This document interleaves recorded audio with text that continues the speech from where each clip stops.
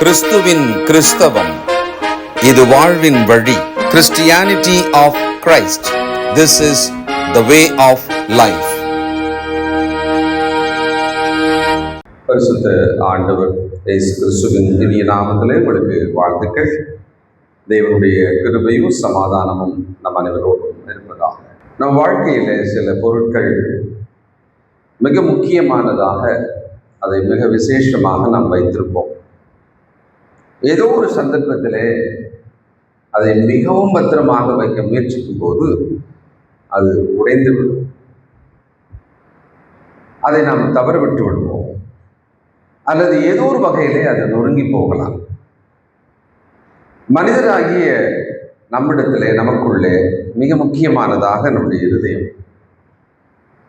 அந்த இருதயமானது ஏதோ ஒரு வகையில அல்லது பல வகையில நொறுங்கி போவதற்கான வாய்ப்பு இருக்கிறது. நம்ம எல்லாருக்கும் தேவையான உபதேசம் பல இருக்கிறது. பொதுவாகவே எல்லாருக்குமே தேவைப்படும் என்று சொன்னால் நாம் ஒன்றை சொல்லலாம், எல்லாரையுமே சீர்திருத்த வேண்டும். சரி, எல்லாரையுமே சீர்திருத்த வேண்டும், சின்ன பிள்ளைங்களிலிருந்து பெரியவங்க வரைக்கும் அவசியம்தான். அப்படி எல்லாரையுமே சந்திக்கக்கூடிய இன்னொரு விஷயம் செய்தி இருக்குமானால் நமக்கான ஆறுதல், நம் மனதுக்கு தேவைப்படுகிற ஒரு ஆறுதலின் செய்தி. இந்த காலத்திலே குறிப்பாக பரபரப்பான போட்டி நிறைந்த போராடி கொண்டிருக்கிற இந்த வாழ்க்கையில இந்த இதயமானது பல வகையில் நொறுங்கி இருக்கிறது, காயங்கள் பட்டிருக்கிறது, பலவிதமான வலிகள் அதற்குள் இருக்கிறது. திடுக்கிடும் விஷயங்களால் நொறுங்கி போகும், நீண்டகால பிரச்சனையால் நொறுங்கி போயிருக்கிறோம். அது ஒரு நஷ்டமாக இருக்கலாம், இழப்பு, நீண்டகால வியாதியாக இருக்கலாம், திடீரென்று நமக்கு வந்த ஏதோ ஒரு துன்பமாக, சோதனையாக இருக்கலாம். மனிதனுடைய இருதயமானது நொறுங்கக்கூடியதுதான், உடையக்கூடியதுதான். துன்பமே இல்லாமல் இருந்தா நொறுங்காதில்ல. நமக்கு அப்படி ஒரு இடம் இருந்தால், அப்படி ஒரு வாழ்க்கை இருந்தால் ஆசையாத்தான் இருக்கு. ஆனா அப்படி ஒரு வாழ்க்கை இந்த பூமியில் இல்லை. இந்த பூமியிலே அப்படி ஒரு வாழ்க்கை கிடையாது. துன்பங்களும் வேதனையும் இப்படி நிறைந்த, சஞ்சலம் நிறைந்த வாழ்க்கை தான் இந்த பூமி வாழ்க்கை. இனி அங்கே துன்பம் இல்லை, அழுகை இல்லை, கண்ணீர் இல்லை அப்படின்னா அது நாம் மரித்து பிரலோகத்தில் போய் வாழ்கிற ஒரு வாழ்க்கை தான். தவிர்க்கவே முடியாத இந்த பூமியின் வாழ்க்கையிலே துன்பங்கள். ஒருவேளை இந்த வேளையில உங்கள் மனமானது எப்படி இருக்கிறது? நொறுங்கினதை வைத்து என்ன செய்வது? அந்த பீங்கான் பாத்திரம் நொறுங்கியது, அதை ஒட்டுவதற்கு சீனா, ஜப்பான் போன்ற தேசங்களிலே ஒரு கலை, அதை ஒரு ஆர்ட், உடைந்ததை அழகாக சேர்த்து அதை மீண்டும் ஒரு உருவமாக்குகிற ஒரு கலை இருக்கிறது. அதுபோல நம்முடைய இருதயத்தையானது நொறுங்கினதை அதை மீண்டும் சரியாக வைப்பதற்கு நாம் ஏதாவது ஒரு கலையை கற்றுக்கொள்ள வேண்டுமா? அப்படி ஏதாவது இருக்கா? அல்லது நொறுங்கினதை, உடைந்ததை யாராவது விரும்புவார்களா? ஒரு விளையாட்டு பொருள் சின்னதா ஒரு ஓரத்தில் உடைந்திருந்தால் பிள்ளைகள் அதை ஏற்றுக்கொள்ள மாட்டார்கள். ஒரு சிறிய பிஸ்கட் துண்டு கூட ஒரு ஓரத்தில் உடைந்திருந்தால் குழந்தைகள் அதை ஏற்றுக்கொள்ள மாட்டார்கள். ஆனால் ஆச்சரியமா இருக்கிறது, நொறுங்கின இதயத்தை தேவன் ஏற்றுக்கொள்கிறாராம்.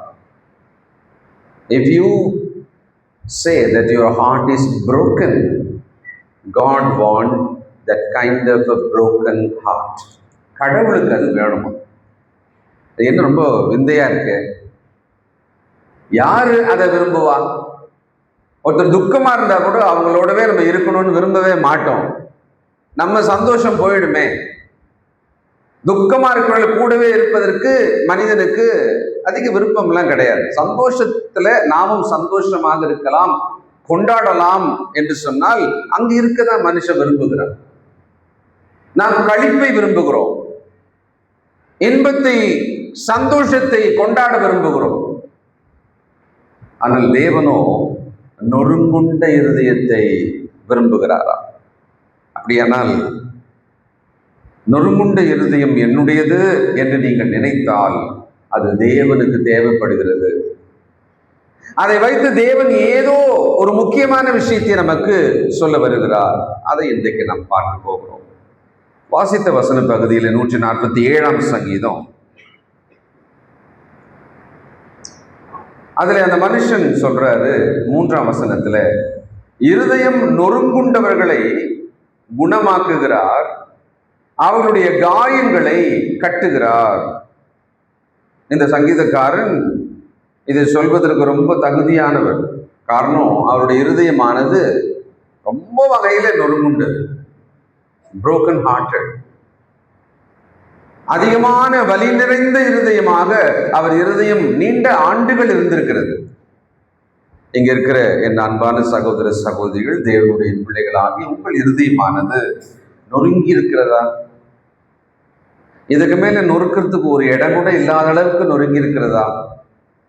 இதற்கு மேல் ஒரு காயம் என்பதை ஏற்படுத்துவதற்கு அங்கே ஒரு இடமில்லை என்ற அளவுக்கு காயப்பட்டிருக்கிறதா?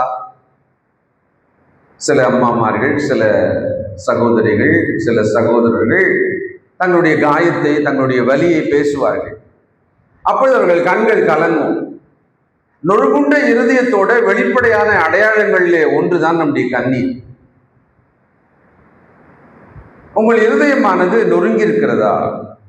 அதை தேவன் குணமாக்குகிறார். ஒரு நல்ல செய்தி அது, நல்ல செய்தி. இந்த உலகத்தில் இருக்கிற பல தொற்றுகளுக்கு இன்னும் மாற்று மருந்து, தடுப்பு மருந்து, குணமாக்கும் மருந்து கண்டுபிடிக்கலையா? இந்த எபோலா சொல்றாங்க இல்லையா, ரொம்ப அதிர்ச்சியூட்டுகிற, பயமுறுத்துகிற ஒரு வியாதியாக இப்பொழுது அது இருக்கிறது. அது தொற்று. இந்த இதயம் நொறுங்குண்ட ஒரு நிலையில நாம் தேவனுடைய வார்த்தையின் மூலமாக ஒரு பெரிய பலனை, ஒரு பெரிய தைரியத்தை, ஒரு சமாதானத்தை பெற்றுக்கொள்ளலாம். நீங்கள் கவனிப்பீர்களானால், நீங்கள் இதை மிக கவனமாக ஏற்றுக்கொள்வீர்களானால், சங்கீதம் 51:17 வசனம், Psalm 51:17, தேவனுக்கு ஏற்கும் அல்லது அவர் ஏற்றுக்கொள்ளக்கூடிய பலிகள் நொறுங்குண்ட ஆவிதான். தேவனே, நொறுங்குண்டதும் நறுங்குண்டதுமான இருதயத்தை நீர் புறக்கணியீர். கீழே விழுந்த குழந்தையை அப்படியே அள்ளி தூக்கி மார்போடு அணைத்துக் கொள்ளுகிறோம். அந்த குழந்தை கீழே விழுந்துடுச்சு. நல்ல ஓடி விளையாடுற குழந்தைய விட்டுருவோம், விளையாடட்டும் அப்படின்னு விட்டுருவோம். ஆனால் நொறுங்குண்ட நறுங்குண்ட இருதயத்தை தேவன் அதுல பிரியப்படுகிறாராம். நம் மீது தேவன் பிரியப்படுவாரா என்று ஒரு கேள்வி கேட்டால் பல காரணங்கள் சொல்லலாம். ஆனால் இது ஒரு காரணமா இருக்கிறது. நொறுங்குண்ட நறுங்குண்ட இருதயத்திலே தேவன் பிரியமா இருக்கிறார். இது ஒரு ஆச்சரியமான சத்தியம்தான். ஆனால் இன்றைக்கு இங்க இருக்கிற யாருக்கோ, சிலருக்கோ அல்லது பலருக்கோ ஒரு அவசியமான செய்தி. நீங்கள் ஏன் இதை காதலை இப்பொழுது கேட்க வேண்டும் என்று சொன்னால், தேவன் உங்களுக்கு இதை சொல்ல விரும்புகிறார். அவர் எதில் மேலே பிரியமா இருக்கிறாராம்? தேவன் ஏற்றுக்கொள்ளக்கூடிய பலி, தேவன் ஏற்றுக்கொள்ளக்கூடிய பலி, நொறுங்குண்டதும் நறுங்குண்டதுமான இருதயத்தை அவர் புறக்கணிக்காமல் அவருக்கு ரொம்ப பிரியமாய் அவர் ஏற்றுக்கொள்கிறாராம். அப்படியானால் நீங்கள் பல வகையிலே உங்கள் இருதயம் நொறுங்கி இருக்கிறதா? நீண்ட கால வேதனை வலிகளோடு கூட உங்கள் மனமானது நொறுங்கி இருக்கிறதா? நல்ல செய்தியை நீங்கள் கவனியுங்கள். உங்கள் இருதயம் தேவனுக்கு பிரியமானது. தேவன் எப்பவுமே பலியை ஏற்றுக்கொள்வார் இல்லையா? நல்லா தெரியும், நம்ம பழைய ஏற்பாடு பட்சத்தை நம்ம நல்லா தெரியும். ஒரு பலி அவர் ஏற்றுக்கொள்றாருன்னா அது எப்படி இருக்கும்போது அதை ஏற்றுக்கொள்வார்? முழுசா ஒரு ஆடை ஓட்டிட்டு வந்து பலிபீடத்தின் மேல கயிறு போட்டு கட்டி வச்சுட்டு எடுத்துக்கங்க அப்படின்னு எடுத்துக்குவாரா? அல்லது சர்வ அங்கத்தையும் வெட்டி அதை தேவனுக்கென்று முழுவதுமாக வெட்டப்பட்டதான ஒரு பலியாக இருக்குமானால்னா அப்பதான் அவர் ஏற்றுக்கொள்வார். இதை தான் மீன் பண்றார்.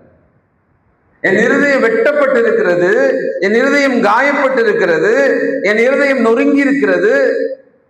அப்படிப்பட்ட ஒரு விஷயத்தை is taking as us considering as a sacrifice, ஒரு பலியாக ஏற்றுக்கொள்கிறாராம்.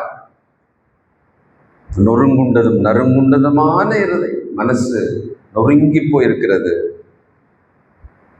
பல பேர் அதனால பேசினவர்கள் இப்பொழுது பேசாமல் இருக்கிறீங்க. இனிமேல் ஒன்றும் பேச மாட்டோம், இனிமேல் இதை பற்றி நான் பேசவே விரும்பலை. ஆனால் நீங்கள் கொஞ்ச நாள் பேசிக்கிட்டு தான் இருந்தீங்க உங்கள் வலியை, உங்களுடைய அந்த காயத்தை. அது இப்போ என்ன ஆச்சுன்னா ஒரு சாச்சுரேஷன் போயிட்டு இனி அதை குறித்து நான் பேசவே மாட்டேன், பேசினால் பயனும் இல்லை, இனி எந்த பிரயோஜனம் இல்லை, அது ஆறப்போவதில்லை, அதில் எந்த மாற்றம் வரப்போவதில்லை என்று சிலர் முடிவு செய்து விடுகிறோம். You are keeping yourself silent. You want to be silent. அமைதியாக இருந்து விடுகிறேன், மௌனியாக இருந்து விடுகிறேன் அப்படின்னு ஒரு முடிவெடுக்கிறோம். அப்படி மனுஷர்கள் இருக்காங்க, பேசவே மாட்டாங்க. ஆனா அவங்க மனமானது ரொம்ப காயப்பட்டிருக்கும், ஆனா அவங்க பேசவே மாட்டாங்க. அவங்க ஒரு பெரிய வெறுப்புடன் இருப்பார்கள். இந்த உலகம் என்னுடைய காயத்தை கவனிக்காது, புரிந்து கொள்ளாது, அதனால் எதுவுமே செய்ய முடியாது என்று சொல்லி அப்படி ஒரு வழி நீங்கள் இருந்தாலும் சரி, தேவன் அந்த இருதயத்தின் மேலே பிரியமா இருக்கிறார். He wanted to take the child. அந்த மாதிரி He wanted to take that heart, அந்த நொறுங்குண்ட இருதயத்தை. இதை நீங்கள் ஏற்றுக்கொள்வீர்களானால் உங்களுக்குள்ளே ஆறுதலும் நம்பிக்கையும் சமாதானமும் சுகமும் பிறக்கும். Listen carefully. நம்முடைய இருதயம் எல்லாம் ஏதோ ஒரு வகையில் தினமும் ஒரு முறை சில முறை நொறுங்குகிறது. சிலருக்கு நொறுங்கினது அப்படியே இருக்கு, எந்த மாற்றம் இல்லாமல் இருக்கு, அதில் எந்த விதமான ஒரு ஆறுதலும் இல்லாமல் இருக்கு, தேர்தல் இல்லாமல் இருக்கு, அதற்கு ஒரு வழியும் இல்லை என்று நீங்கள் முடிவு செய்து விட்டீர்கள். ஆனால் தேவன் அதை விரும்புகிறாரா? ஆண்டவர் இயேசுவை பற்றி ஒரு தீர்க்க தரிசனம் பழைய ஏற்பாட்டில் ஏசாயா 61 அதிகாரம் 1-2 இப்படி வாசிக்கிறோம். ஐசையா 61:1-2. ஆண்டவர் இந்த பூமியில வந்து என்ன செய்வார்? ஆவியானவர் என் மேல் இருக்கிறார், அபிஷேகம் பண்ணினார், இருதயம் நொறுங்குண்டவர்களுக்கு காயம் கட்டுதலையும் விடுதலையும் கட்டவிழ்த்தலையும் கூறவும். 3ஆம் வசனம், துயரப்பட்டவர்களை சீர்படுத்தவும். சாம்பல் ஒரு துயரத்தின் அடையாளம், ஆனால் சிங்காரம் அழகை கொடுப்பதாகவும், ஆனந்த தைலத்தையும் ஒடுங்கின ஆவிக்கு பதிலாக துதியின் உடையையும் கொடுக்க அவரை அனுப்புவதாக ஒரு தீர்க்க தரிசனம். இப்பொழுது ஆண்டவர் இயேசு வந்தார், சிலுவையிலே மரித்தார், அவர் இரத்தத்தால் நாம் கழுவப்பட்டிருக்கிறோம். எதை சிந்தித்தால் நமக்கு இந்த நொறுங்கின இருதயத்துக்கு ஒரு ஆறுதலும் ஒரு நம்பிக்கையும் ஆனந்தம் கிடைக்கும்? ஆண்டவரை சிந்தித்தால் தான், அவரை விசுவாசித்தால் தான். ஏன்னா அவர் அதுக்கு தான் வந்தார், அவர் அதுக்கு தான் வந்தார். பைப் லீக் ஆகுது அப்படின்னா பிளம்பரை கூப்பிடணும், அந்த ஃபேன் ஓடலை அப்படின்னா ஒரு எலக்ட்ரீஷியனை கூப்பிடணும். என் இருதயம் நொறுங்குண்டு இருக்கிறது, நான் துயரப்பட்டு இருக்கிறேன், நான் உடைந்திருக்கிறேன், நான் காயமடைந்திருக்கிறேன், நான் வலிகளால் நிறைந்திருக்கிறேன் அப்படின்னா ஒரே ஒரு சோர்ஸ் இருக்கிறது. It is available source, nothing but Jesus Christ. இயேசு கிறிஸ்துவானவர் தான். அவர் துக்க வீட்டுக்கு போனார், என்ன நடந்ததுன்னு தெரியும், அந்த வீட்டில் என்ன நடக்க போகுதுன்னு முன்னாலேயே தெரியும். அவர் அங்கதான் போனார். போன பிறகு அங்க இருக்கிற ஜனங்கள் எல்லாரும் அழுது கொண்டிருந்த உடனே இயேசு கண்ணீர் விட்டார். எல்லாம் தெரியுமே, பர்பஸா இல்ல அவர் லேட்டா போனாரு, தேவன் மகிமைப்படும்படியாக தானே அங்க போனாரு. ஆனா அங்க போனவர் அந்த சூழ்நிலையை முன்கூட்டியே அறிந்தவர், காலங்களை தன் கையில வைத்திருக்கிறவர், மனிதனுடைய இருதயங்களை எல்லாம் அறிந்தவர். அங்கு போன உடனே சூழ்நிலைக்கு நடுவில் அவர் கண்ணீர் விட்டார். ஏன் இது நமக்கு அவசியமான செய்தின்னா, நம்முடைய துயரங்களை சில நேரங்கள்ல மனுஷனுக்கு சொன்னா கூட எதிரில் இருக்கிறவங்களால விளங்கிக்க முடியாது. உங்களுக்கு நல்லா தெரியும், சகோதரிகளுக்கு மனைவிமாள் நல்லா தெரியும், புருஷனுக்கு நீங்க உங்க துக்கத்தை சொன்னா அங்க விளங்காது, ஒரு 20% கூட புரிஞ்சிக்க முடியாது, உங்களுக்கு நல்லா தெரியும். ஆனால் நீங்க சொல்லுவீங்க, வருஷக்கணக்கா நீங்க சொல்லிட்டே தான் இருப்பீங்க. சிலர் புரிந்து கொள்வார்கள், ஆனால் பலர் அதை புரிந்து கொள் ஆனா உங்களுக்கு நல்லாவே தெரியும் புரிஞ்சுக்கவே மாட்டாங்க அப்படின்னு நீங்க சொல்லிட்டு தான் இருப்பீங்க. ஆனால் ஆண்டவர் இயேசு கிறிஸ்து எல்லாம் தெரிந்தவர், முன்கூட்டி தெரிந்தவர், திட்டமிட்டு போனார். ஆனால் அந்த அழுகையின் கண்ணீர் நிறைந்த ஜன்னல் நடுவில் அவர் போன உடனே அவர் என்ன பண்ணாரா? அவர் கண்ணீர் விட்டார். அப்படியானால் உங்கள் இருதயத்தின் நொறுக்குதலை ஆண்டவர் அறிந்து, அதை உணர்ந்து, அதை கவனித்து உங்களுக்காக அவர் பரிதவிக்கக்கூடியவராக, கண்ணீர் விடக்கூடியவராக இருக்கிறார். எது ஆறுதலா இருக்க முடியும்? கூட இருக்கிற மனிதர்கள் ஆறுதலா இருக்கிறோம்னு நினைக்கிறோம், எதிர்பார்க்கிறோம். ஆனால் பல நேரம் அது சாத்தியம் ஆகுறதில்லை. அவர்களும் பலவீனர், அவர்களும் மாம்சத்தில் இருப்பவர்கள், அவர்களுக்கும் வேதனை, அவர்களால் எதையும் செய்யவே முடியாதவர்கள், அவர்களுடைய வல்லமை குறைவு, பலன் குறைவு. நம்மெல்லாம் அப்படிப்பட்ட மனிதர்கள் தானே. அப்போ நமக்கு தான் இருக்கு, இப்ப நமக்கு தான் ஒரு பெரிய நம்பிக்கை இருக்கிறது, நமக்கான ஒரு பெரிய ஆறுதல் ஆதாரம் இருக்கிறது. சில தேவ சமூகத்துக்கு வர முடியாமல் இருக்கிறார்கள். காரணம் என்னன்னா, தங்களுக்கு ஆறுதல் இல்லை, நெருச்சி வராம இருக்காங்க, தங்களுக்கு ஆறுதலே கிடைக்காதுன்னு அவங்க முடிவு பண்ணிட்டாங்க. அவர்கள் பெற்ற நஷ்டத்தினாலே, அடைந்த வேதனையினாலே அவர்கள் சபைக்கு வந்தா அங்க ஆறுதல் இல்லை, வராது, கிடைக்காதுன்னு முழுசா நம்புறாங்க. அதனால தவிர்க்கிறாங்க. ரகசியமாக வந்து போவதை போல வருகிறோம். மனிதர்கள் யாரிடமும் நான் கண்ணில் பட மாட்டேன் என்று நினைக்கிறோம். 1-2 நாள், சில நாட்கள் அப்படி இருக்கலாம்.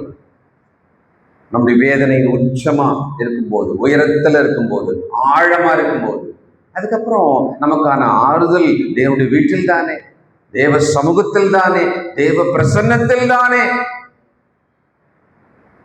அப்போ நாம இருதயம் நொறுங்குண்டவர்களாக இருந்தால் அதற்கான ஆறுதலை தேவன் தன்னிடம் வைத்திருக்கிறார்.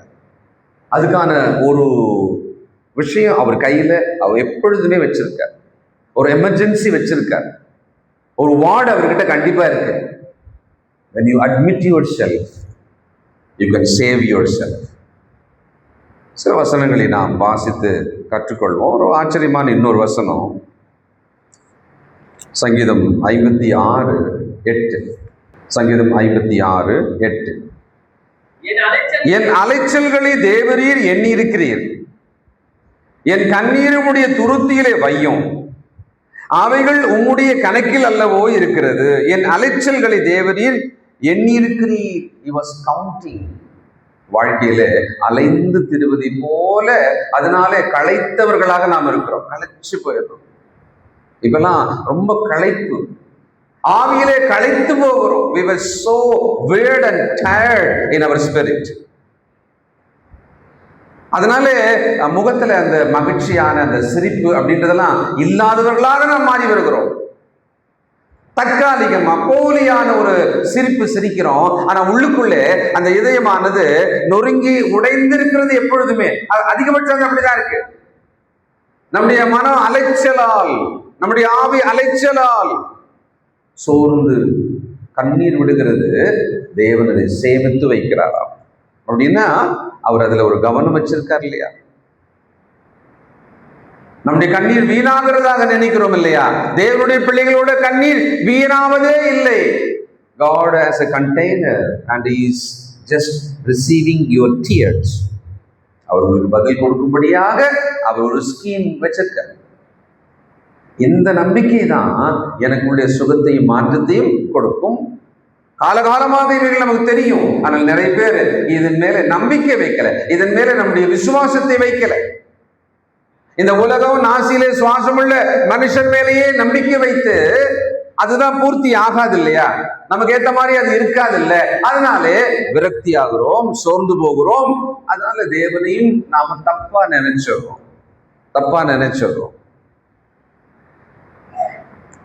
மத்தேயு 5:4 நம்ம எல்லாருக்கும் தெரிஞ்ச ஒரு வசனம் தான். மத்தேயு 5:4, துயரப்படுகிறவர்கள் பாக்கியவான்கள், அவர்கள் துயரப்படுகிறவர்கள் பாக்கியவான்களா? இது என்ன ஸ்டேட்மெண்ட்?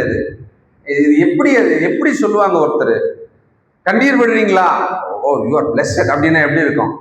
நீங்க ரொம்ப துயரமா இருக்கீங்களா, ரொம்ப பாக்கியவான் பாணி அப்படின்னா எப்படி இருக்கும்? ஒருத்தர் நான் ஜெயிச்சுட்டேன், நான் ஃபர்ஸ்ட் மார்க் எடுத்துட்டேன் அப்படின்னா சொல்லுவோம், ஓ சோ பிளெஸ்ட். ஒருத்தர் நான் தோத்துட்டேன், நான் ஃபெயில் ஆயிட்டேன் அப்படின்னா, ஓ யூ ஆர் சோ பிளெஸ்ட் சொல்லுவோமா? வாய்ப்பே இல்லைல்ல. ஆனா அப்படின்னா இங்க என்ன சொல்றாரு? துயரப்படுகிறவர்கள் மேல அவர் ரொம்ப கவனமா இருக்கிறார், அவர்களுடைய கண்ணீரை கவனிக்கிறார், அதை சேமிக்கும் திட்டம் வைத்திருக்கிறார். அந்த நொறுங்குண்ட இருதயம் அவருக்கு ரொம்ப பிரியமானது. இது எல்லாம் நமக்கு சொல்றார், பல வகையில தேவன் சொல்றார். அதனால என்ன சொல்லிடுறாருன்னா, when you are broken, when you are mourning, துயரம் இருக்கும்போது you are going to be blessed. உங்களுக்கான ஆசீர்வாதம் இருக்கிறது, உங்களுக்கான ஆசீர்வாதம் இருக்கிறது. பாக்கியவான்கள் வரிசையில இது ரொம்ப வித்தியாசமானது. மற்றதெல்லாம் படிச்சா நல்லா புரியும், இது என்னதுன்னு நம்ம கேள்வி கேட்போம். இதை படிச்சா மட்டும்தான் இது என்னது அப்படின்னு கேட்போம். மற்றதெல்லாம் நல்லா விளங்கும் நம்மளுக்கு. ஆவில் எளிமை, இரக்கம், சமாதானம், சாந்தம், நீதி நிமித்தம் எல்லாம் புரியும். ஆனா துயரப்படுகிறவர்கள் பாக்கியவான்கள்னா இது என்னது? உண்மைதான், நமக்காக தான் இருக்கு. நீங்கள் துயரமா இருக்கிறீர்களா? நீங்கள் பாக்கியவான்கள் அப்படின்னு என்ன அர்த்தம்? சரி, என்ன பாக்கியம் கிடைக்க போகுது? அப்படி என்ன எனக்கு ஆசீர்வாதம் கிடைக்க போகிறது? தேவனுக்கு சொல்லி ஒவ்வொன்றா வாசிக்கலாம். வாழ்க்கையில ஒரு விஷயம் நமக்கு புரியணும். இந்த துன்பம் வேதனை இருக்கும்போது இது இல்லாம வாழ்க்கை இல்லைன்னு புரியணும். எல்லாமே ஒரு காலம்னு புரியும், எல்லாத்துக்கும் ஒரு காலம்னு புரியும். எக்லீசியாஸ்டிஸ் பிரசங்கி 3ஆம் அதிகாரம் 1 சில வசனங்கள் நமக்கு தெரியும் இல்லையா? அழ ஒரு காலம் உண்டு, நகைக்க ஒரு காலம் உண்டு, துன்பப்பட ஒரு காலம் உண்டு, மகிழ்ந்திருக்க ஒரு காலம் உண்டு. அப்ப எல்லாமே காலம். ஆனா உங்க மைண்ட் வாய்ஸ் சிலருக்கு என்ன வருதுன்னா, இதுவரைக்கும் எனக்கு சந்தோஷம்ன்றதே இல்லையே. உண்மை இல்லை, ஆனா அப்படி நினைப்போம், நம்ம அப்படிதான் பேசுவோம். வாழ்க்கையில நான் சந்தோஷத்தையே பார்க்கலாமோ. அது எப்படி இருக்குன்னா, சகோதரிமார்கள் எனக்கு துணியே இல்லை அப்படின்னு எங்கேயாவது ஒரு கல்யாணத்துக்கு வர போனோம்னா, என்ன இல்லை புதுசா இல்லை, இந்த வீட்டுல எனக்கு ஒரு துணிமணி கிடையாதுன்னு. ஆனா உங்க பீரோ மட்டும்தான் பிதுங்கி வெளியே வர்ற அளவுக்கு இருக்கும். அதனால நம்ம என்ன பண்ணிடுறோம்? வாழ்க்கையில சந்தோஷத்தையே பார்க்கல அப்படின்னும். உண்மை கிடையாது. ஆனா அப்படி சொல்றதுக்கு தான் நமக்கு ரொம்ப விருப்பமா இருக்கு. அதுதான் நமக்கு ரொம்ப ஸ்பான்டேனியஸா வாயில வருது. எல்லாவற்றுக்கும் ஒரு காலம் தான். இன்ப துன்பங்கள் மாறி மாறிதான் வாழ்க்கையில வந்துட்டே இருக்கு. ஒருவேளை நீங்க சொன்னதுல ஒரு உண்மை என்ன தெரியுங்களா? துன்பங்கள் நிறைய இருக்கு, வலிகள் நிறைய இருக்கு. அதனால நம்ம என்ன சொல்றோம்? அதிகமா இருக்கிறத மொத்தமா இருக்கு, முழுசா இருக்குன்னு சொல்லிடுறோம். சரி, பரவாயில்ல. தேவன் நமக்கு ஒரு பதில் சொல்லணுமே. அவர் என்ன பதில் சொல்ல போகிறார்? இந்த நொறுங்குதல் அல்லது நறுங்குண்ட மனம், உடைந்த மனம் அப்படின்றது பல காரணங்களாலே வரலாம். ஆனால் அதுக்கு ஒரு முழுமையான ஒரு பலன் இருக்கிறது. ஒரு துன்பம் வருதுன்னா அதுக்கு ஒரு நல்லது இருக்கு, ஒரு கஷ்டம் வருதுன்னா அது ஒரு நல்லது இருக்கு. உதாரணத்துக்கு ஒருத்தர் துக்கமே பட மாட்டார்னு வச்சுக்கோங்களேன், அவன் மனுஷனா வாழ்றதுக்கு தகுதி இல்லாத ஒரு ஆளா இருப்பார். ஒரு துக்கமே ஒருத்தருக்கு வராது, ஒரு கஷ்டம் நஷ்டம் வந்தா கூட அவர் துக்கமே பட மாட்டாரு, அவர் கண்ணீரே விட மாட்டாரு அப்படின்னா ஒரு உணர்வற்ற மனிதனாக இருப்பார், எமோஷன்லெஸ் பர்சனா இருப்பார், ரியாலிட்டியை புரிஞ்சிக்காத ஆளா இருப்பார், ஒரு ரியாலிட்டியை ஏற்றுக்கொள்ளாத ஆளா இருப்பார். போலியாக ஒன்னாகலையே ஒரு கேரக்டர் இருப்பாங்க, அவங்க நஷ்டமே ஆனா கூட ஒன்னாகலையேன்னு. சிலர் தங்கள் துக்கங்களையும் சொல்லவே மாட்டாங்க, சந்தோஷத்தை மட்டும் சொல்லிக்கிட்டே இருப்பாங்க. போலியான ஒரு பிம்பத்தை தங்கள் மேல் கட்டமைத்துக் கொண்டே இருப்பாங்க. என்ன சந்தோஷம் மட்டும்தான் என் லைஃப் பாருங்க. இது பரவலா நடக்குது. எப்படி இதெல்லாம் நடக்குது? போன்ல நடக்குது. நம்மளை போட்டோ எடுத்தா உலகத்துல அதான் அழகான போட்டோ. நம்மளை பிரசன்ட் பண்ணா உலகத்துக்கு ஒரு இன்ஸ்டாகிராம் இன்னைக்கு எல்லாம் சொல்றாங்கல்ல, அதுபடி எப்படி பிரசன்ட் பண்ணுவோம்? அசிங்கம்மா காலைல ஏஞ்சி தலைவரி கோலமா யாராவது போட்டோ எடுத்து அனுப்புங்க பார்ப்போம். அப்போ எப்படி பண்றோம்? ஒரு பிரசன்டபிளா தான் நம்மளை காமிக்கிறோம். அதனால என்ன ஆயிடுறோம்? போலித்தனமாக வாழ்க்கையில ஒரு ரியாலிட்டியை ஏற்றுக்கொள்ளாம, அதை சகிக்காம, அது வேணான்ற நம்ம அடிபட்டுச்சுன்னு சொல்ல மாட்டேன்றோம். ஒண்ணு இல்ல. தைரியமா விசுவாசமா சொல்றது வேற, ஆனா துன்பத்தை மறைத்து அது ஒண்ணு இல்லைன்னு சொல்றது வேற. பிரியமானவர்களே, துன்பங்கள் வாழ்க்கையில கண்டிப்பா உண்டு. ஆண்டவர் இயேசு கிறிஸ்துவினை தோட்டத்திலே 3 முறை ஜெபம் செய்தார். அவருக்கு தெரியாதா? வியாகுலப்பட்டார். அவர் இருதயம் நொறுங்கியது. வியர்வை ரத்தமாகும் அளவுக்கு அவர் வியாகுலப்பட்டார். ஏன்? அவருதான் தெரியுமே.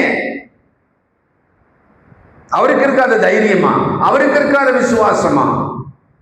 அவர் உயிர்த்தெழ போவது கூட சாகிறதுக்கு முன்னாலே அவருக்கு தான் தெரியுமே. ஆனா பாருங்க, அந்த ப்ராசஸ்ல போகும்போது துக்கம் வரும், வேதனை வரும், கண்ணீர் வரும், உடைவோம், நொறுங்குவோம், எல்லாமே உண்டு நம்முடைய வாழ்க்கையில. அதை நம்ம ஏற்றுக்கொள்ள வேண்டும். அதுக்குள்ள இருந்து அதை ஏற்றுக்கொண்டு அது வழியாக கர்த்தரை பற்றி கொண்டு வெளியில வருவதற்கு நாம் முயற்சி செய்யணும். அது இல்லை, அதெல்லாம் ஒண்ணுமே இல்லை அப்படின்ற ஆளா நாம் இருக்க கூட.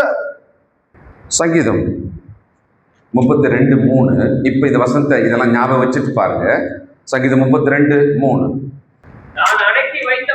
நான் அடக்கி வைத்த மட்டும் நித்தம் என் கதறுதலினாலே, அதாவது கதறல் வெளியில, உள்ள வெளியில காமிச்சுக்கவே இல்லை.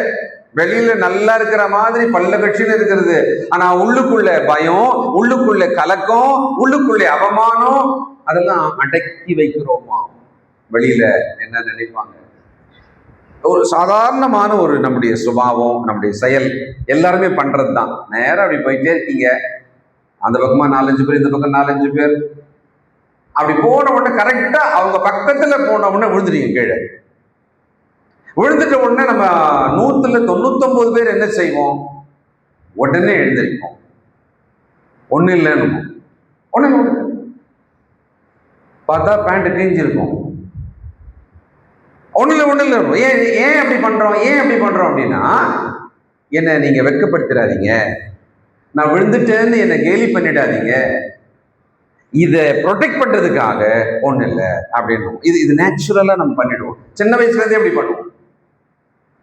அதே மாதிரி என்ன பண்றோம்? வளர வளர வளர நம்முடைய துக்கங்களை அப்படியே உள்ள அடக்கி வைத்து நம்முடைய உண்மை முகத்தை காட்டாம மகிழ்ச்சியா இருப்பதை போல சிலர் அப்படி இந்த காலத்துல செய்வது என்ன ஆகுதான்? நொறுங்குதல் உள்ள நடக்குது. நொறுங்குதல், நித்தமும் நொறுங்குதல் உள்ள போகுது. அது உள்ள போயிட்டு என்ன ஆகுதுன்னா, அது பலவிதமான விளைவு என்னுடைய மாம்சத்துல, என்னுடைய ஆவியில, என்னுடைய ஆத்மாவிலே ஏற்படுத்துகிறது. அவர் முயற்சி பண்ணியிருக்கார். நான் ட்ரை பண்ணி பார்த்தேன், நான் அடக்கி பார்த்தேன், வெளியே காமிக்காம உள்ள அடக்கி பார்த்தேன். அதனாலதான் சொல்லுவாங்க, அழுதுரு, அழுணும் போது தான் இருக்குது, அழுதுரு, நல்லா ஓன் கத்தி அழுதுறேன் அப்படின்வாங்க. மனம் விட்டு அழுது பேசிடு அப்படின்வாங்க. மனசுக்குள்ளேயே புதைச்சு வைக்கிற அப்படின்னு சொல்லுவாங்க பெரியவங்க எல்லாம். ஒரு நல்ல காரணம் இருக்காது. நம்ம இன்னைக்கெல்லாம் போலி முகம், அதுதான் ஜென்ரல் முகமாவே நமக்கு இருக்கு. பெரியமானவர்களே, நொறுங்குண்ட இருதயத்தை தேவன் புறக்கணிக்கவே மாட்டார், கையில் தூக்கிக்குவார். அவர் ரொம்ப பிரியமா, வெட்டன ஆடு போல வெட்டப்பட்ட காயப்பட்ட இருதயம் தான் அவருக்கு ஒரு பலி மாதிரியாம். If you feel, or if you think, or even if you deny your broken heart, but God is very much interested in that broken heart. நான் மறைக்க பார்க்கிறேன், நான் போலியா காமிக்க பார்க்கிறேன், அல்லது நான் உண்மையாவே நொறுங்கி இருப்பதை கட்டடத்துல சொல்லிக்கிட்டே தான் இருக்கிறேன். தேவன் அதுல பிரியமா இருக்கிறாராம். 38ஆம் சங்கீதம் 8ஆம் வசனம். 38ஆம் சங்கீதம் 8ஆம் வசனம். நான் பலனற்று போய் மிகவும் நொறுக்கப்பட்டேன், என் இருதயத்தின் கொந்தளிப்பினால் கதறுகிறேன். ஆண்டவரே, இருக்கிறது, என் தவிப்பு உமக்கு மறைவாய் இருக்கவில்லை, குழம்பி அலைகிறது, விலகி இல்லாம. அப்படி படிச்சு பாருங்களேன். அப்புறமா அந்த அவருடைய ஸ்டேட் ஆஃப் ஹார்ட் என்ன அழகா சொல்லுவார் தெரியுங்களா? ஐ ஃபீல் அப்படின்னு சொல்லி. இன்னைக்கு நிறைய பேருடைய உணர்வு எப்படி இருக்கிறது? உங்களாலையும் ஒண்ணும் பண்ண முடியல, பக்கத்துல இருக்கிறவங்களாலையும் ஒண்ணும் பண்ண முடியல, உலகத்தாலையும் ஒண்ணும் பண்ண முடியல, மருந்து ஒண்ணும் பண்ணல, மருத்துவர் ஒண்ணும் பண்ண முடியல, நல்ல உங்களை நேசிக்கிறவர்களாலையும் உங்களுக்கு ஒண்ணுமே பண்ண முடியல. ஆனால் நீங்கள் நொறுங்கினதாகவே இருக்கிறது. ஆனா ஒண்ணு ஞாபகம் வச்சுக்கோங்க, அந்த நொறுங்கின யாருமே உதவாத அந்த உங்கள் நொறுங்கின இருதயத்தின் மேலே தேவன் பிரியமா இருக்கிறார். தேவன் பிரியமா இருக்கிறார். அது வேணும்ன்ற நாம் அதை அவரிடத்தில் கொடுத்தால் அவர் அதை சுகமாக்குவார், அதை மாற்றுவார், அதை பலப்படுத்துவார், அதை சீர் செய்வார். அங்க அந்த சரண்டரிங் த புரோக்கன் ஹார்ட் ஒரு பலிபீடத்தின் மேல வைக்கிற மாதிரி நாம் அதை வைக்க வேண்டும். அவ்வளவுதான். இன்றைக்கு உங்களுக்காக தேவன் இதை சொல்ற 34ஆம் சங்கீதம் 18ஆம் வசனம். ஒரு நல்ல செய்தி இருக்கிறது இதுல. 34:18. நொறுங்குண்ட, நல்ல கவனிங்க தயவுசெய்து, கண்களால் இந்த வசனத்தை பாருங்க. நொறுங்குண்ட இருதயம் உள்ளவர்களுக்கு கர்த்தர் சமீபமா இருந்து நறுங்குண்ட ஆவியுள்ளவர்களை ரட்சிக்கிறார். இது ஒரு பதில். நான் இப்படியே இருக்கிறேனே, நான் வலியோடு இருக்கிறேன், என் இருதயம் நொறுங்கி இருக்கிறது, நான் ஒரு நாளிலே சந்தோஷமாக இருப்பது குறைவு, எனக்கு மறந்து போச்சு. சிலர் சொல்றாங்க எனக்கு மறந்து போச்சு, சிரிக்கிறது என்னன்னே மறந்து போச்சு. இந்த சந்தோஷமா இருக்கிறதுன்றது எவ்வளவு மாதத்துக்கு முன்னாலே, வருஷத்துக்கு முன்னாலே எனக்கு மறந்து போச்சு. இந்த வசனம் உங்களுக்கு ஒன்றை ஞாபகப்படுத்துகிறது. நொறுங்குண்ட இருதயம் உள்ளவளுக்கு God come very close. யாருக்கு ரொம்ப நெருக்கமா வருவாரா? நொறுங்குண்ட இருதயம் உள்ளவளுக்கு. அவ நொறுங்கின இருதயம் அப்படின்னு எப்பெல்லாம் நீங்க இப்ப நான் கேட்கும் போதெல்லாம் ஆமா நீங்கல்ல, இன்னொரு ஆமா சொல்லணும் நீங்க. Yes, God is close to me. கர்த்தர். ஆனா நம்ம ஆப்போசிட்டா எனக்கு தெரியுங்களா, கடவுள் என்னை கைவிட்டாரு, அவர் தூரமா போயிட்டாரு, அவர் என் வாழ்க்கையில இல்லவே இல்லை, என்ன ஆப்போசிட்டா நினைக்கிறேன் பார்த்தீங்களா? ஆனா அவர் பாவம் என்ன சொல்லி வச்சுக்கிறாரு? நான் சமீபமா இருக்கிறேன். எவ்வளவு ஆப்போசிட்டா திங்க் பண்ணிட்டோம். எதை நம்புறோம்? நம்ம கர்த்தருடைய வார்த்தை, அவர் சொன்ன வாக்கை நம்பல, நாம ஏதோ ஃபீல் பண்றோமா? நமக்கு புரியுதா கடவுள் என்னை கை விட்டுட்டாரு, எனக்கு தெளிவா தெரியுது, God has left me. அதை சாட்சியா சொல்றோம், உறுதியா சொல்றோம், கடவுள் என் வாழ்க்கையில இல்லை, என்னை கைவிட்டாரு. கிதியோன் அப்படிதான் கேட்டார். கடவுள் இருக்கிறார், அவர் யெகோவா தேவன் வல்லமையானவர்னா ஏன் நாங்க இவ்வளவு அவஸ்தைப்பட்டுக்கிறோம்? இந்த மீதியானவர்கள் ஏன் எங்களை இந்த மாதிரிலாம் சூறையாடுறாங்க? கடவுள் எங்களோடு இருந்தால் அப்படின்னு கேட்கிறாங்க. அப்படித்தான் நம்ம மனசு சொல்லுது, மனசு கேட்குது. ஆனா இதை யாராவது கேட்கிறீங்களா? இதை யாராவது ஏற்றுக்கொள்றீங்களா? இதை ஆமென் என்று நீங்கள் உங்களுக்காக விசுவாசிக்கிறீங்களா? அப்படின்னா இது உங்களுக்கு பலிக்கும். யார் விசுவாசிக்கிறார்களோ அவர்கள் தேவனுடைய மகிமையை காண்பார்கள். 4 நாள் ஆகிவிட்டது, கல்லை எடுமான உயிர்த்தெழுதலும் உயிருமான ஆண்டவர் சொல்றாரு நின்று. அந்த அம்மா சொல்றது நாருமே 100% உண்மைதான். ஆனா 100% ஏன் உண்மையை தாண்டி தேவனுடைய உண்மையை நான் நம்பினால் ஒரு பெரிய டிஃபரன்ஸ் இருக்கு. ஏன் உண்மை 100% நாருமேன்னா லட்சம் பேரை கேட்டாலும் அதான் சரி. அங்கதான் சொல்றாரு, இல்லம்மா கரெக்ட், நீ சொன்னது, இப்ப கூட நீ விசுவாசித்தால் தேவனுடைய மகிமையை காண்பாய். தேவன் உங்களை விட்டு தூரமா போயிட்டு தான் நினைக்கிறீங்களா? ஒருவேளை உங்களுக்கு 100% அது சரியா கூட இருக்கலாம், நீங்க ஃபீல் பண்றீங்க அப்படிதான் அப்படின்னு நீங்க நம்புறீங்க இருக்கலாம். இதை நம்பலாமா? நொறுங்குண்டவர்களுக்கு நறுங்குண்ட ஆண்டவர் எப்படி இருக்கிறாரா? சமீபமா இருக்கிறாரா? இதை நம்பினா ஒரு பெரிய சேஞ்ச் உங்க மனசுல இருந்து, உங்க இருதயத்துக்குள்ள இருந்து கண்டிப்பா வரும். அப்படியானால் என்ன நன்மை? யுவர் பிளஸட்னார்ல அந்த பிளஸிங் தான் இது. நொறுங்குண்ட துக்கத்துல வேதனையோடு இருக்கிறவர்களுக்கு கர்த்தர் சமீபமா இருக்கிறார். It is a blessing that God is close to me. எபிரேயர் 13:5 நமக்காக சொல்லப்பட்டது. எபிரேயர் 13:5, Hebrew 13:5. தூரமா போயிட்டாரு, கை விட்டுட்டாரு, என் கூட இல்லைன்றமே. இந்த வசனம் என்ன சொல்லுகிறது? நீங்கள் பணாசை இல்லாதவர்களாய் உங்களுக்கு இருக்கிறவைகள் போதும் என்று எண்ணுங்கள். நான் உன்னை விட்டு விலகுவதும் இல்லை, கைவிடுவதும் இல்லை என்று அவர் தான் சொல்லி இருக்கிறாரு. அதனாலே நாம் தைரியம் கொண்டு கர்த்தர் எனக்கு சகாயர், நொறுங்குண்ட இருதயம் உள்ளவர்கள் கர்த்தர் கைவிட்டு விட்டார்னு சொல்லலாமா, கர்த்தர் எனக்கு சகாயன்னு சொல்லலாமா? இந்த வித்தியாசம் எப்படி வரும்னா என் விசுவாசத்தை வச்சுதான் வரும். எல்லாருக்கும் எது வாயில வருது? நல்லா, கடவுள் என்ன கைவிட்டாரு, அவர் என் மேல அன்பா இருந்தா, அவர் என்னோடு இருந்தா இந்த சுகத்தை கொடுத்திருப்பார் இல்லையா? ரொம்ப நேசித்து தானே சும்மா வாசிச்சுட்டு பாட்டு பாடின இந்த மேய்ப்பனாகி அந்த வாலிபனை அபிஷேகம் பண்ணி இஸ்ரவேலுக்கு நீ ராஜாவா வாயினாரு. அப்போ தாவீதுக்கு என்ன தெரியும்? என்ன நினைச்சிருப்பார் தாவீது? God so loved me. என்ன எங்க வீட்டுல இவ்வளவு பேர் இருக்கிறாங்க, ஆனா தேவன் என் மேல அன்பு வச்சு என்ன அபிஷேகம் பண்ணிட்டாரு. சோ எவ்வளவு அன்பு இல்ல பார்த்தா ஒரு 15 வருஷத்துக்கு அன்னையில இருந்து ஓடுற 15 வருஷம் மொத்த நிம்மதியும் போச்சு. சோறு தண்ணி கூட நிம்மதியா சாப்பிட முடியல, ஊர் உள்ள இருக்க முடியல, வீட்டுல இருக்க முடியல, சொந்த பந்தத்தோட இருக்க முடியல. ஓடுறார் வாழ்க்கையின் கடைசி வரைக்கும் ஓடுறார். ஆனால் என்ன நினைச்சிருப்பாரு?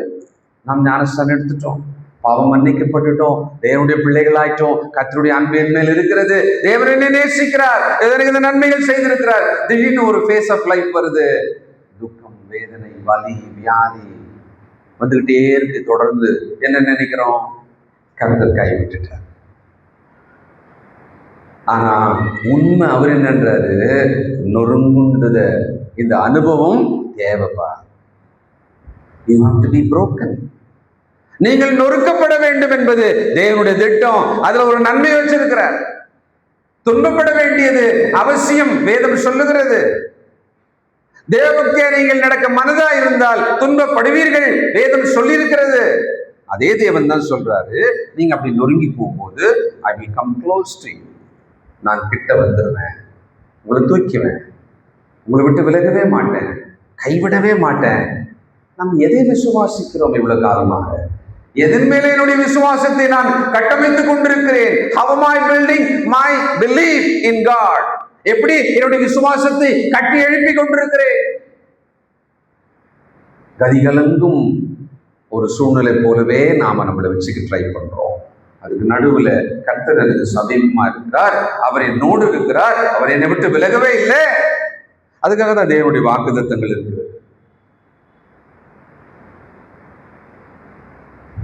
ஏசாயா 53:3-4 நமக்கெல்லாம் தெரிஞ்ச வசனம் தான். இப்ப பாருங்களேன், ஏசாயா 53:3-4. அவர் அசட்டை பண்ணப்பட்டவரும் மனுஷரால் புறக்கணிக்கப்பட்டவரும் துக்கம் நிறைந்தவரும். பாத்தீங்களா? யாரை பற்றி? ஆண்டவரை பற்றி. அவர் துக்கம் நிறைந்த, he was filled with sorrows. துக்கம் நிறைந்தவரும் பாடு அனுபவித்தவரும். 4ஆம் வசனம், மெய்யாகவே அவர் நம்முடைய பாடுகளை ஏற்றுக்கொண்டு நம்முடைய துக்கங்களை சுமந்தார். உங்க துக்கம் அவர் துக்கம் இல்ல, ஆனா அவருக்குள்ள துக்கம் இருந்ததா இல்லையா? அவர் பாவம் செய்யவில்லை, ஆனால் துக்கமா இருந்தார். கவனிக்கணும், அவர் பாவம் செய்யவில்லை, ஆனால் துக்கம் நிறைந்த, வியாகுலம் நிறைந்தவராக இருந்தார். கண்ணீர் விட்டார், ஆனால் பாவம் செய்யவில்லை. நாம் பாவத்துல செய்கிறோம், விழுந்து போகிறோம், தவறுகிறோம். நமக்கு துக்கம் வந்தா மட்டும் வேணான்றோம். கடவுள் ஏன் இந்த துன்பத்தை எனக்கு கொடுக்கணும், இந்த வலி, இந்த வேதனை ஏன் எனக்கு கொடுக்கணும், இல்ல இந்த கஷ்டம் ஏன் எனக்கு கொடுக்கணும், இந்த இருதயம் ஏன் எனக்கு நொறுங்கி போகணும் அப்படின்னு நம்ம கேட்கிறோம். நாம் துக்கமா இருப்பது பாவம் அல்ல, ஏன்னா இயேசு துக்கமா இருந்தார். நாம் வியாகுலப்படுவது பாவம், சாபம் அல்ல, ஏன்னா இயேசு வியாகுலப்பட்டார். இது லைஃப்ல ஒரு ப்ராசஸ். இது ப்ராசஸ். அந்த ஆடு செலக்ட் பண்ணி வெட்டி ரத்தம் முழுவதும் சிந்தப்பட்டு தோல் உரிக்கப்பட்டு சர்வாங்கம் வெட்டப்பட்டு அது தகனிக்கப்படும் பலியாகிறது. அதே மாதிரி நம்முடைய வாழ்க்கையில கூட தேவனுக்கு பிரியமான பலியாவதற்கு ஒரு ஒரு விஷயம் இருக்கு. நான் நொறுக்கப்படுவது அவசியம், நொறுக்கப்படுவது அவசியம். சில வசனங்களை வேகமா வாசி முடிக்கலாம். நீதிமொழிகள் 20:30 நல்ல முக்கியமான வசனம் பாருங்க, ஒரு பதில் கிடைக்கும் நம்மளுக்கு. Proverbs 20:30 20ஆம் அதிகாரம் 30ஆம் வசனமா? காயத்தின் தழும்புகளும் உள்ளத்தில் உரைக்கும் அடிகளும் ஒரு மனுஷனை அழுக்கில்லாம துடைக்கும். காயத்தின் தழும்புகள் உள்ளத்தில் உரைக்கும் அடிகள் பொல்லாதவனை. அந்த இடத்துல இது பொல்லாதவனுக்கு, எனக்கு தான் இல்லையே அப்படின்னு சொல்ல முடியாது. பொல்லாத பெற்றோர் நம்மளதான் சொல்லியிருக்கார் இல்லையா? பொல்லாதவர்கள்னா நம்ம கூட தான். பொல்லாப்பு நம்முடைய வாழ்க்கையில் இருக்கிறது இல்லையா? அப்படியானால் இந்த ஒரு பாட்டை கவனிக்கணும். காயத்தின் தழும்புகள் நமக்கு பிரயோஜனமா இருக்கு. அவன் அடி வாங்கினா அதுக்கப்புறமா அவன் சரியாயிட்டான், நல்லதுதான்ப்பா. அவன் அடி வாங்கினது கரெக்ட். அவனுக்கு அந்த கஷ்டம் வந்தது, அதுக்கப்புறமா தான் அவன் திருந்தினான். அவன் அந்த கஷ்டப்பட்டது கரெக்ட். நம்ம சொல்றோம்ல, நமக்கு சொல்றோமோ இல்லையோ அடுத்தவனுக்கு சொல்றோம். நமக்கு வந்திருக்கவே கூடாதோ, அடுத்தவனுக்கு நல்லது. கடவுள் அது வழியா உன்னை மாத்தி இருக்கிறாரு, அது வழியா உன்னை திருத்தி இருக்கிறாரு அப்படின்றோம்ல. அப்படியானால் that is a profit when you are broken. நாம் காயப்படும் பொழுதோ, நொறுக்கப்படும் பொழுதோ, நமக்கு இருக்கும் வலிகளிலேயோ பின்னால ஏதோ ஒரு பிரயோஜனத்தை கடவுள் வைத்திருக்கிறார். திராட்சை ரசம் வேணும்னு சொன்னா அது ஆலையில மிதிக்கப்பட வேண்டும். அது மாதிரிதான் வாழ்க்கையில சில நேரம் நல்லது வெளியே எடுக்கணும்னா சில துன்பம், சில நொறுக்குதல் நமக்கு அவசியமா இருக்கிறது. நாம் நொறுங்குண்டு இருக்கிறோம் என்று சொன்னால் தேவன் நமக்கு சமீபமா இருக்கிறார். அதுதான் தேவனுக்கு பிரியமான பலியாக இருக்கிறது. அதுல எனக்கு ஒரு நல்லது நடக்கிறது, சகலம் நன்மைக்கு ஏதுவாக எனக்கு நடக்கிறது. 2 கொரிந்தியர் 4 அதிகாரம் 17-18 வாசிப்போம். 2 கொரிந்தியர் 4:17-18. காணப்படுகிறவை அல்ல, நோக்கி இருக்கிற நமக்கு அதி சீக்கிரத்திலே நீங்கும் லேசான உபத்திரவம் மிகவும் அதிகமான நித்த கன மகிமையை உண்டாக்குகிறது. எனக்கு வரும் இந்த உலகத்தின் சரீர துன்பங்களிலே நித்திய மகிமை, நித்திய நன்மை அதுல ஒரு பேக்கேஜா இருக்கு. துயரப்படுகிறவர்கள் பாக்கியவான்கள். அந்த துயரத்துக்கு பின்னாலே அவர்கள் பல நன்மைகளை அடையலாம். தேவன் அவர்களை நெருங்கி அவர்களை விடாமல் அவர்களோடு இருந்து அவர்களை வழிநடத்துகிறவராக இருக்கிறார். அவர்கள் கண்ணீர் விடும் பொழுது அதை சேமித்து அதற்கு பதில் கொடுக்கிறவராக இருக்கிறார். God come close when you think he is far. தூரமா இருக்காருன்னு நினைக்கும் போது ஆப்போசிட்டா அவர் கூட தான் இருக்கார்.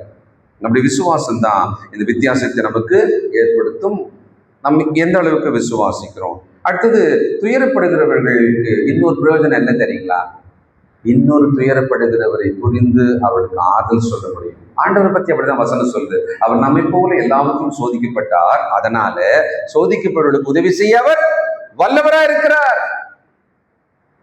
2 பேர் இருக்கிறோம், ஒரு துன்பத்துல ஒருவருக்கு ஆறுதல் சொல்ல போறோம். நீங்க ஆறுதல் சொல்ல போறீங்க, அப்ப சொல்லுவாங்க, ஆமாம்மா இதே பிரச்சனை உனக்கு வந்தது இல்ல, நீ தான் கரெக்ட் சொல்லு. அப்ப பாருங்களேன், ஒரு துன்பமானது என்னை பக்குவப்படுத்துகிறது, என்னை அறிவாக்குகிறது, என்னை பலப்படுத்துகிறது, பிறருக்கு பாடம் சொல்லி கொடுப்பதற்கான பாடத்தை என்னிடத்துல விட்டு செல்லுகிறது. அப்ப நம்ம சொல்றோம், இதே மாதிரிதான் எல்லாம் ஒண்ணு இல்லை, 4 நாள் சரியா இருக்கும், நான் அனுபவிச்சேன் சொல்றேன். அப்ப அவங்களுக்கு ஒரு கான்பிடன்ட் வரும். அப்படியா? சரி, ஓகே. ஏன் துயரம் வருகிறது? ஏன் இது நொறுக்கப்படுகிறது? எனக்கு ஏன் இவ்வளவு வலி இருக்கிறது? எனக்கு ஏன் இந்த வியாதி வந்தது? தேவனுடைய பிள்ளைகளானதுனால நாம் விசேஷமான ஒரு பாடத்திட்டத்தில் இருக்கிறோம்.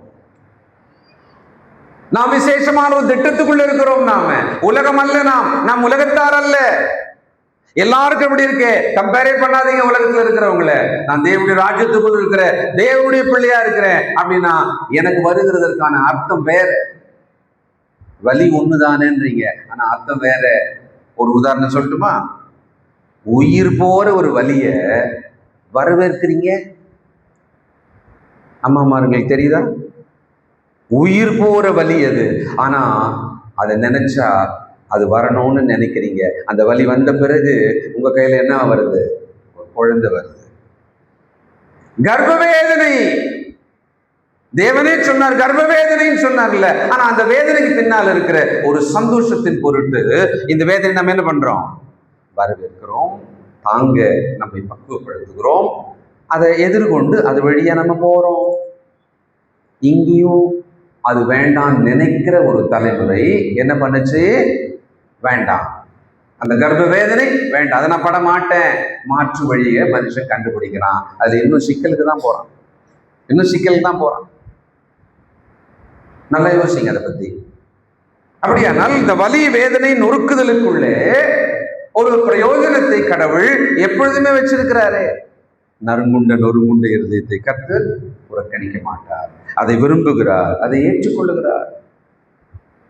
2 கொரிந்தியர் 1 4 2 கொரிந்தியர் 1:4. தேவனால் எங்களுக்கு அருளப்படுகிற ஆறுதலினாலே எந்த உபத்திரவத்திலாகிலும் அகப்படுகிறவர்களுக்கு நாங்கள் ஆறுதல் செய்ய தகுதி உள்ளவர்கள் ஆகும்படிக்கு எங்களுக்கு வரும் சகல உபத்திரவங்களிலேயும் அவ்வளவுதான். இதான ஸ்கீம். இதுலதான் நம்ம இருக்கோம். நம் தேவனுடைய பிள்ளைகள் தானே.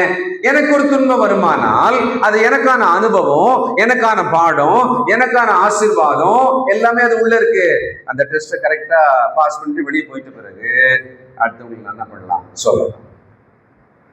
ஆனா இன்னைக்கு நமக்கு எது ஆசையா இருக்குன்னா, கொஸ்டின் பேப்பரே கொடுத்துருங்க அப்படின்னு 10 லட்சம் 30 லட்சத்துக்கு நீட் பேப்பரை வாங்கியிருக்காங்க. ரொம்ப ஈஸியா இருக்கும், ரொம்ப ஈஸியா போகணும், லைஃப் ரொம்ப ஈஸியா இருக்கணும். அதுக்கு என்ன பண்ணலாம்? இன்னைக்கு அப்படிதான் குறுக்குல மனுஷன் நினைக்கிறான். இல்ல, நாம் துன்பங்களை கடந்து தான் போகணும், துன்பங்களை அனுபவித்து தான் போகணும். இதான் லைஃப், இப்படிதான் இருக்கும் வாழ்க்கை. ஆனா அதுக்குள்ள நமக்கான ஆறுதல் இல்லாமல் இல்லை. இதயம் நொறுங்குண்டவர்களுக்கு கர்த்தர் சமீபமா இருக்கிறார். நீங்கள் துயரத்துல இருக்கிறீங்களா? வாக்கியவான்கள். எல்லாம் நூதனமா இருக்குல்ல. உலகத்துல யாரும் இதை சொல்லவே மாட்டான். உலகம் இப்படி ஒண்ணு நம்பிக்கையாவே இல்லை அதுக்கு. ஆனா நமக்கு தேவன் சொல்லி இருக்கிறாரே, பிறருக்கு நான் ஆறுதல் சொல்ல திராணி எனக்கு உண்டாகும்படிக்கு என் துக்கத்திலே என் தேவன் என்னை ஆறுதல் படுத்துகிறவராக இருக்கிறாரா? சர்வ வல்லமையுள்ள சகல விதமான ஆறுதலின் தேவனாகிய தகப்பனே, நறுங்குண்டதும் நொறுங்குண்டதுமான இருதயத்தை நாங்களே விரும்புவதில்லை அப்பா. எங்களுக்கானாலும் மற்றவர்களுக்கானாலும் அது எங்களுக்கு விருப்பமே இல்லை தகப்பனே. அது தவிர்க்க முடியாத ஒரு அனுபவம் என்பதை சொன்னாலும் நாங்கள் அதை ஏற்றுக்கொள்வதும் இல்லை. எங்களுக்கு அறிவு தெளிவு தாகும், மனக்கண்களை பிரகாசமாகும். உலகத்தின் அனுபவங்களை அல்லப்பா, உங்களுடைய வார்த்தையை நம்புவதற்கான விசுவாசத்தை எங்களுக்குள்ளே வர்த்திக்கப்படும். யாருக்கெல்லாம் இந்த வார்த்தைகள் போய் சேர்ந்து அதை ஏற்று அதை விசுவாசித்து அதை பற்றி கொண்டார்களோ அவர்களை விசேஷமாக ஆசீர்வதி. இயேசு கிறிஸ்துவின் நல்ல நாமத்தில் நன்றி செலுத்தி ஜெபிக்கிறோம் பிதாவே. ஆமென். God bless you.